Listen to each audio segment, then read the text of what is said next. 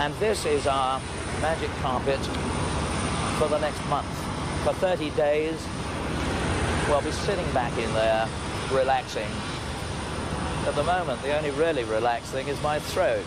I'm sorry about this croaking. I'm just hoping that the Egyptian sun will fix it. This chartered 20-year-old TriStar will be our personal flying limo for the next 5 weeks. We'll never miss our air-conditioned oasis. It'll be waiting any time we want to go. It could carry more than 300, but now takes off for Cairo with only 116 seats.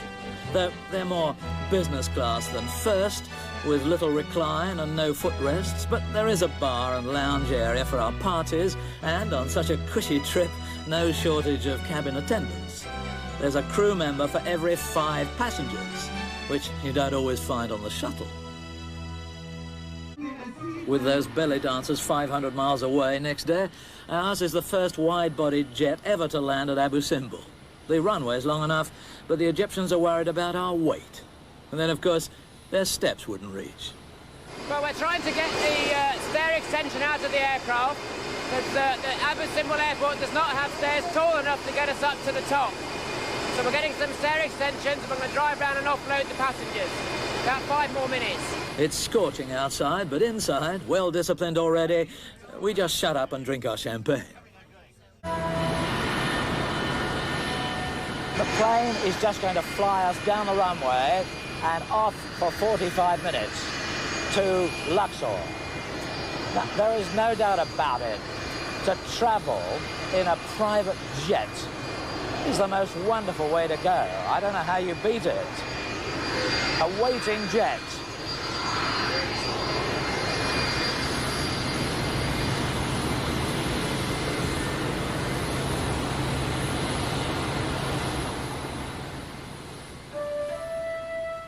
Birthday to you.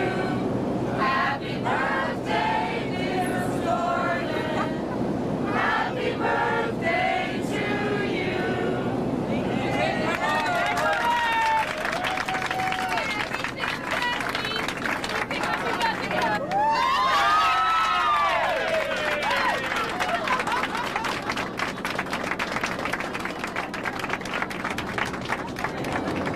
This is day 9, and it's starting in a festive way with a birthday party at 6 miles high. One of the passengers from Palm Beach is celebrating, but she's going through 3 time zones, so if she plays her cards right, she's going to have 3 birthday parties. This has not been a bad start. We haven't had any great dramas in the last 24 hours. The only thing was, coming back from the Soleil Lumiere last night, one lady, unfortunately, fell off the gangplank and dropped into the Nile. Now, this is not medically recommended, but fortunately, it was shallow enough and the water didn't come over her head. So she's recovered and is able to take part in the celebrations today. So tonight, India. In the meantime, happy birthday.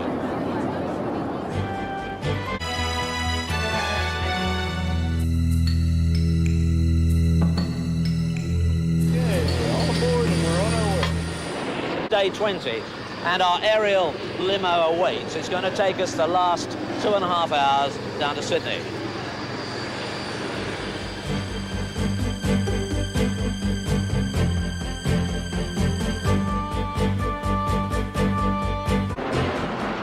Tahiti's hard to leave, though our stewardesses soften the blow and help to entertain our flying doctor and midnight swimmer.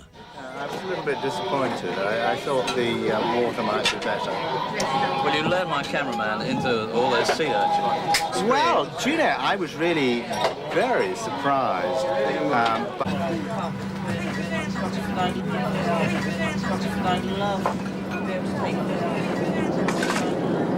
This is day 25, but it's not a day for Action Man, because we got up this morning, we packed, we went to the airport, got on the aircraft, we are flying for 5 hours, then we shall get off, go to a hotel, unpack, and go to bed.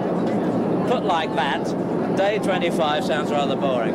In fact, we are flying from Tahiti to Easter Island, the island where there are 600 monstrous and mysterious heads. It is perhaps the most remote island in the deep South Pacific. It is 2,000 miles from anywhere. So our Texan captain's now searching for this mysterious speck, only 5 miles by 15, that we have to locate amid 1 million square miles of South Pacific. Normally we carry a reserve fuel to go to an alternate. When you're going to an island in the middle of nowhere, you carry a 2-hour reserve fuel, which is when we get to the equal time point between point A and point B, or like Tahiti, you've got Tonga there close, you can go into there, or you can turn around and come back. What happens if something happens right before you get there and they only have a single runway? Then you get inventive. Something that's interesting that you have to worry about with this large aircraft on going into some place like this, and here it is in your plan, the width of that runway is only 148 feet. It takes 146 feet to make a 180-degree turn with this airplane. We've had perfect landings everywhere we've been up to now, I have to say. Spot on. Well, it's the old story. Give us our choice of being lucky or being good. We'll take lucky every time. A trip like this it must be a navigator's dream, actually. It's actually quite enjoyable. And for you too. Yes, it is. It certainly beats flying the shuttle. True.